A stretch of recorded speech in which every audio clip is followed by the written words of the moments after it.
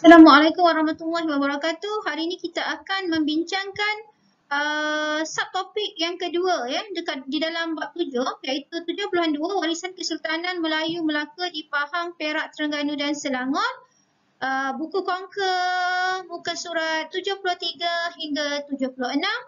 Baik, seperti biasa sebelum kita mula perbincangan kita mulakan kelas kita dengan bacaan doa.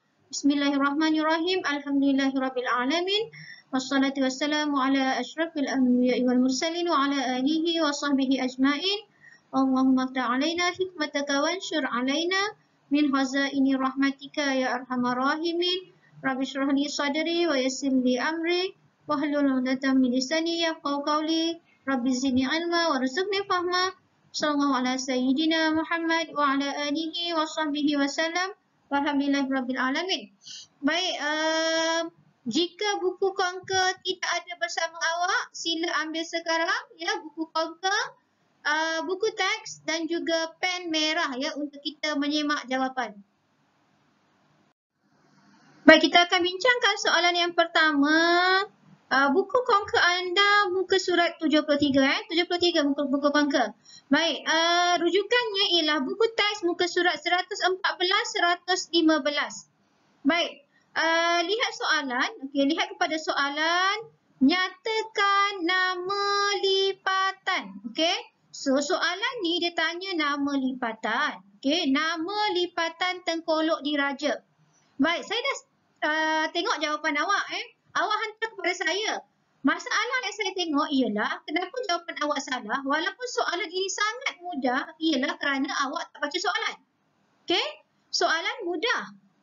Tapi bila kita tak baca, kita memberi jawapan yang tidak berkaitan dengan soalan yang ditanya. Baik, soalan kata nyatakan nama lipatan.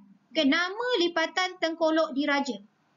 Okey, apa yang berlaku? Awak berikan kepada saya nama Tengkolok. Okey, itu yang pertama, ada yang berikan saya nama Tengkolok. Dan ada pula yang beritahu saya nama negeri, nama negeri. Tengkolok untuk negeri mana? Itu masalahnya. Okey, so saya tegur awak supaya awak tak buat kesilapan yang sama, guys. Benda mudah tapi salah. Sayang. Baik, jika awak lihat kepada gambar yang pertama, okey, gambar yang pertama adalah gambar yang ini, yang di bawah ni. Okey, ini adalah Tengkolok Sultan Pahang. Soalan tanya nama lipatan. Okey, nama lipatan dia ialah lipatan helang menyongsong angin. Itu jawapannya. Okey, lipatan helang menyongsong angin. Itu jawapan untuk Tengkolok yang pertama. Baik, Tengkolok yang kedua adalah yang ini. Okey, bukan ini, nombor 2 ini. Yang ni, nombor 2. Okey, tengok yang nombor 2 ni. Tengkolok Diraja Sultan Selangor. Okey? Tengkolok Sultan Selangor. Ini soalan nombor 2. Nama lipatannya ialah lipatan setanjak Balong Raja. Lipatan setanjak Balong Raja. Itu nama lipatannya. Okey? Jadi anak-anak tolong hati-hati dengan soalan. Siapa yang salah, tolong betulkan sekarang. Ya, jangan correction tape. Hanya tuliskan jawapan yang betul di sebelah jawapan yang salah. Baik. Nombor 3. Okey, nombor 3 adalah gambar ini. Tengkolok Sultan Terengganu. Okey, Tengkolok Sultan Terengganu. Apa namanya? Nama lipatannya ialah lipatan belalai gajah. Dan gambar yang terakhir adalah yang ini, nombor 4, Tengkolok Sultan Perak. Nama lipatan ialah lipatan ayam patah kepak. Okey, itu jawapannya. Tolong betulkan sekarang. Baik, masih lagi di muka surat 73 ya, muka surat yang sama, muka surat 73. Soalan berbunyi persamaan agama Islam dalam Kesultanan Pahang, Perak, Terengganu dan Selangor. Okey? Jadi apakah persamaan? Okey, dari segi agama Islam bagi keempat-empat kesultanan Pahang, Perak, Terengganu dan Selangor. Okey, untuk mendapatkan jawapan, awak boleh merujuk kepada buku teks muka surat 126. Okey? Baik, tengok soalannya. Okey, yang persamaan yang pertama, dia suruh tanya awak yang pertama, Sultan sebagai ketua agama. Okey, jadi macam manakah Sultan sebagai ketua agama bagi keempat-empat negeri di atas? Okey, jawapannya ada pada titik yang pertama, muka surat 126 ini. Okey, jadi persamaannya apa? Sultan merupakan ketua agama bagi setiap negerinya. Kedudukan ini diperihalkan dengan jelas dalam Perlembagaan Persekutuan dan Undang-Undang Tubuh Kerajaan Negeri. Jadi semua pelajar, awak perlu menulis semua jawapan ini. Okey, semua jawapan ini. Okey, semua ni awak perlu tulis. Siapa yang jawapannya salah ataupun jawapannya tidak lengkap, tolong salin sekarang. Inilah dia semua. Okey, awak boleh pause video ni sekejap dan salin. Baik, soalan yang kedua. Dia tanya pula, bagaimanakah persegi nombor 2, kepentingan institusi beragama? Okey, jadi jawapannya ada pada dot yang kedua ini. Okey, lihat pada dot yang kedua. Okey, jadi macam mana persamaannya? Institusi agama berperanan penting di setiap negeri dan bidang kuasa mereka mestilah dihormati. Misalnya, peranan mufti, kadi, mahkamah syariah dan jabatan agama Islam. Inilah jawapan bagi soalan yang kedua, kepentingan institusi beragama. Baik, soalan yang ketiga. Okey, Sultan sebagai pendaulat syiar Islam. Bagaimanakah Sultan berperanan sebagai pendaulat syiar Islam bagi keempat-empat negeri di atas? Okey, awak lihat kepada dot yang keempat ini. Okey, lihat kepada dot yang keempat. Apa yang dikatakan di dot keempat? Sultan juga bertanggungjawab dalam mendaulatkan syiar Islam. Misalnya, tauliah penceramah agama dikeluarkan oleh pejabat istana setelah ditandatangani oleh Sultan. Baik, salinlah semua jawapan ini. Baik, inilah jawapannya. Alright? Baik, sekarang kita pindah ke muka surat 74. Okey, soalan bertanya tentang adat resam Kesultanan Melayu Melaka. Awak boleh dapatkan jawapannya daripada buku teks muka surat 129. Right? Okey, kita mulakan. Okey, soalan pertama dia tanya, apakah adat resam? Okey, maksud adat resam. Baik, maksud dia, adat resam maksudnya ialah amalan yang diterapkan oleh masyarakat dan diwarisi turun-temurun. Okey? Jadi banyak adat resam yang kita warisi. Okey? Macam adat resam untuk upacara perkahwinan, upacara perkahwinan, upacara selepas melahirkan anak, itu adalah antara adat resam yang diwarisi sampai sekarang masih lagi diteruskan. Okey? Baik, tengok soalan nombor 2. Lengkapkan maklumat berkaitan adat resam masyarakat Melayu. Kita tengok yang pertama, upacara merisik. Wakil kaum lelaki akan membawa cincin tanya. Okey? Wakil kaum lelaki akan membawa cincin tanya bertujuan mengetahui gadis tersebut sudah berpunya atau tidak. Okey? Jadi ini masa ni belum apa-apa lagi baru nak merisik, nak tanya dulu. Maknanya dah ada orang punya ke tak ada orang punya. Alright. Katakan lepas upacara merisik ni dah bawa cincin tanya ni, pas dah tanya perempuan tu dah ada orang yang punya ke tidak. Okey, apa nak buat? Bila dah kata confirm, single. Alright, kita teruskan dengan upacara kedua. Apa nama dia? Upacara meminang. Baru nak minang. Tadi merisik lagi. Alright, sekarang baru nak meminang. Alright, apa nak buat? Wakil kaum akan membawa cincin pertunangan. Okey, kedua-dua belah pihak akan menetapkan tarikh akad nikah dan majlis perkahwinan. Right? So, masa upacara meminang inilah akan ditetapkan bila tarikh akad nikah dan bilakah majlis perkahwinan akan dilangsungkan. Alright? So, orang perempuan sekarang awak sudah ada 2 cincin. Satu cincin tanya, yang kedua cincin pertunangan. Alright? Sambung lagi Baik, kita sambung lagi, masih lagi di dalam soalan yang sama, muka surat 74. Okey, masih lagi tentang adat resam Kesultanan Melayu Melaka yang diwarisi oleh 4 negeri yang kita pelajari sekarang, iaitu Perak, Pahang, Terengganu dan Selangor. Okey, tadi mula-mula kita dah merisik. Okey, lepas merisik kita dah meminang. Sekarang kita nak mulakan yang C, majlis akad nikah. Okey, majlis akad nikah. Alright, kita tengok nombor 1, dijalankan oleh juru nikah atau bapa pengantin perempuan. Okey, juru nikah ni maksudnya tok imam lah. Okey, tok imam. Diadakan di masjid ataupun rumah pengantin perempuan. Tapi kebiasaannya sekarang sudah dilakukan di masjid. Untuk memudahkan pengurusan. Alright. Selepas akad nikah. Apa lagi? Seterusnya ialah majlis perkahwinan. Pasangan pengantin akan bersanding. Tetamu akan dihidangkan dengan pelbagai jenis makan. Baik, selepas majlis perkahwinan, pasangan itu sudah berkahwin, maka bersedialah untuk majlis seterusnya iaitu majlis menyambut kelahiran bayi. Okey, kelahiran bayi disambut. Okey, upacara melenggang perut diadakan untuk memudahkan proses kelahiran bayi. Okey, jadi inilah tujuan dilakukan upacara melenggang perut untuk memudahkan proses kelahiran bayi. Okey, sebaik bayi dilahirkan, bayi itu akan diperdengarkan dengan azan. Okey, ini untuk masyarakat Islam. Baik, kebiasaannya upacara bersyukur akan diadakan selepas seminggu kelahiran. Cukup hari. Dan terakhir sekali upacara berendoi. Berendoi ini buai. Juga diadakan dengan meletakkan bayi di dalam buaian dan alunan marhaban akan diperdengarkan. Baik.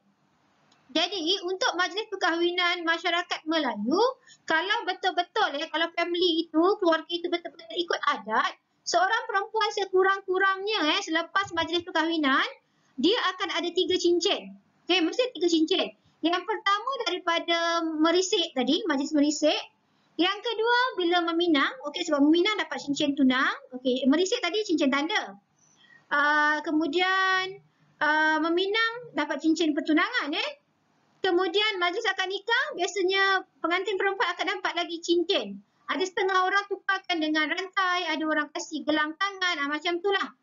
Okey? Dan kalau ikut adat Melayu yang sebenar, adat orang Melayu yang sebenar, memang sebelum bila seorang wanita itu berkahwin sahaja, dia mesti dah ada 3 barang kemas. 2 cincin sekurang-kurangnya untuk merisik dan meminang. Dan satu lagi untuk akad nikah, sama ada cincin ataupun gelang ataupun rantai tangan ataupun rantai leher. Terpulanglah kepada perbincangan keluarga masing-masing. Cuma sekarang ini di Malaysia, kebanyakan keluarga adat merisik tu dah tak buat. Okey, kenapa dah tak buat? Sebab kebanyakan pasangan mereka sudah kenal sebelum kahwin. Maknanya dah kenal terus bertunang. Okey, dah tak merisik-merisik. Zaman dulu orang ni pasangan ni keluarga yang tetapkan. Itu sebab dia kena pergi merisik dulu bertanya. Okey. Baik, sekarang kita pindah ke muka surat sebelah, muka surat 75. Rujukan buku teks ialah muka surat 130. Okey, jadi buku teks muka surat 130. Baik, soalan meminta awak mengkategorikan tradisi persuratan Kesultanan Melayu Melaka. Okey, baik, soalan pertama, kitab tip. Okey, soalan pertama ialah ajaran persuratannya ialah kitab tip. Jadi apakah kategorinya? Okey, kitab tip kategorinya ialah karya perubatan. Okey, buku teks muka surat 130 awak akan nampak ni. Ini adalah kitab tip, salah satu potongan Baik, soalan yang kedua dia tanya tentang karya persuratan Misa Melayu. Okey, Misa Melayu. Okey, Misa Melayu ini termasuk di bawah kategori karya sejarah. Okey, Misa Melayu yang mana satu yang ini? Yang warna kuning ni Misa Melayu. Okey, soalan ketiga, dia tanya hikayat pelanduk jenaka. Hikayat pelanduk jenaka termasuk bawah sastera rakyat. Okey, sastera rakyat. Ini ialah tengah hikayat pelanduk jenaka lah yang digambar dia. Okey, hikayat pelanduk jenaka. Baik, soalan nombor 4. Kenang-kenangan Selangor. Okey, kenang-kenangan Selangor termasuk di bawah karya sejarah. Okey, kenang-kenangan Selangor. Yang mana satu yang ni? Ini dia kenang-kenangan Selangor bawah karya sejarah. Okey, yang kelima, syair Tawarikh Zainal Abidin ketiga. Yang ini juga termasuk di bawah karya sejarah. Okey, yang mana satu yang ini? Syair Tawarikh Zainal Abidin ketiga. Yang ini Baik, soalan ke-6, Hikayat Ismail Yatim. Yang ini termasuk di bawah sastra rakyat. Yang di bawah ni, gambar bawah ni. Hikayat Ismail Yatim. Dan yang terakhir sekali, Hikayat Sang Kancil juga termasuk di bawah sastra rakyat. Saya rasa semua orang betul yang ni. Okey, sebab senang kan? Baiklah, masih lagi di muka surat yang sama, muka surat 75 dan buku teks juga muka surat yang sama 130.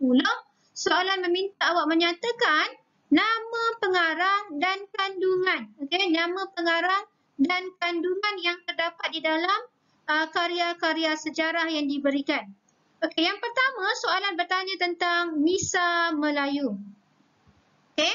Baik, kalau awak tengok kepada PowerPoint slide saya ini, awak boleh nampak ada dua anak panah. Saya buat warna biru dan warna merah. Alright, warna biru ini adalah untuk pengarang. Warna merah untuk kandungan dia. Baik, kita tengok kepada yang pertama, Misa Melayu. Pengarangnya ialah Raja Chulan. Itulah pengarang dia. Kandungannya menceritakan tentang apa? Sejarah Kesultanan Perak abad ke-18. Anak-anak, tolong tulis jawapan yang lengkap. Sebab saya lihat jawapan yang awak hantar kepada saya, ada pelajar yang tulis sejarah Kesultanan Perak sahaja. Kemudian dia berhenti. Okay, pastikan awak berikan jawapan yang lengkap. Sejarah Kesultanan Perak abad ke-18. Alright. Soalan kedua, kenang-kenangan Selangor. Pengarangnya ialah Wan Muhammad Amin. Kandungannya ialah sejarah Kesultanan Selangor. Okay. Sejarah Kesultanan Selangor abad ke-19 dan ke-20. Okay. Yang terakhir, Hikayat Pahang. Pengarangnya ialah Haji Muhammad Nur. Kandungannya ialah Sejarah Kesultanan Pahang abad ke-19. Baik, masih lagi di muka surat yang sama 75. Juga rujukan muka surat yang sama buku teks muka surat 130. Soalan bertanya kepentingan karya persuratan terhadap masyarakat. Okey. Apakah kepentingan karya persuratan terhadap masyarakat? Okey. Soalan meminta awak memberikan 3 kepentingan. Okey. Yang pertama. Kita tengok kepentingan yang pertama. Apa yang awak boleh tulis? Okey, tengok daripada sini. Awak boleh tulis yang pertama.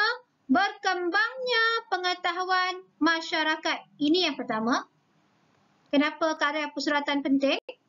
Okay, awak betul yang pertama berkembangnya pengetahuan masyarakat. Yang kedua, awak boleh tulis kesedaran untuk memelihara warisan Kesultanan Melayu. Apa kata wujudnya? Kesedaran untuk memelihara warisan Kesultanan Melayu wujud. Yang ketiga, memperkuat kedudukan bahasa Melayu. Okay, memperkukuh kedudukan bahasa Melayu. Dan yang keempat, awak boleh tulis memperkukuh penggunaan tulisan Jawi. Okay. Dapat tak anak-anak? Saya ulang Okey, soalan nak 3. Saya kasih awak 4 jawapan. Okay. Yang pertama, awak tulis berkembangnya pengetahuan masyarakat. Okay, itu yang pertama. Yang kedua, awak boleh tulis kesedaran untuk memelihara warisan Kesultanan Melayu wujud. Okay. Yang ketiga, awak boleh tulis memperkukuh kedudukan bahasa Melayu. Dan yang terakhir, awak boleh tulis memperkukuh penggunaan tulisan Jawi. Okay. Jadi ada 4 jawapan. Awak perlu pilih 3. Alright. Baik, soalan yang terakhir muka surat 76, tanggungjawab sebagai rakyat. Okey, soalan bertanya apakah tanggungjawab kita sebagai rakyat kepada negara? Okey, soalan ini sebenarnya jawapan dia ada banyak. Okey, ada banyak jawapan. Ini jawapan saya. Awak punya jawapan kalau betul pun kalau awak tahu jawapan awak betul, awak tahu itu memang tanggungjawab rakyat, malah terimalah. Okey, janganlah awak pangkang pula. Okey, ini jawapan saya. Okey, tak bermaksud jawapan yang selain pada ini salah. Faham tak faham? Okey, kalau awak tahu jawapan awak tu sesuai, terimalah, munasabah betul lah tu. Okey, apakah tanggungjawab pertama kita sebagai rakyat kepada negara? Okay, yang pertama, menguasai ilmu pengetahuan. Itu sebabnya sekolah wujud. Ya? Itu sebabnya walaupun sekolah ditutup, PDPR diteruskan. Sebab masyarakat ataupun rakyat bertanggungjawab mesti ada ilmu. Yang kedua, memelihara identiti negara bangsa kita.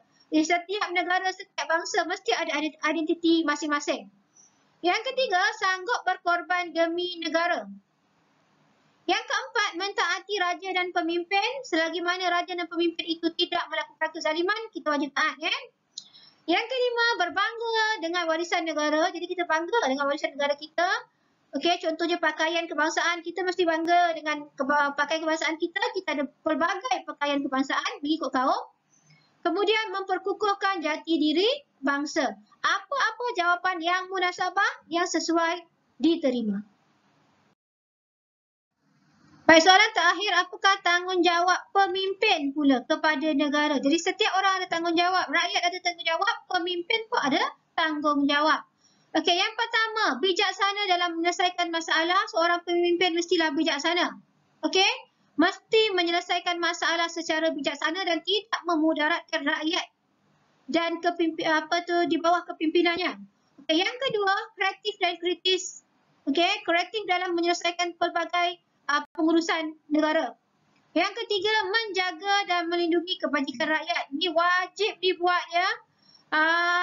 Mana-mana pemimpin yang tidak melindungi kebajikan rakyat adalah pemimpin yang tidak bertanggungjawab. Okey, zalim.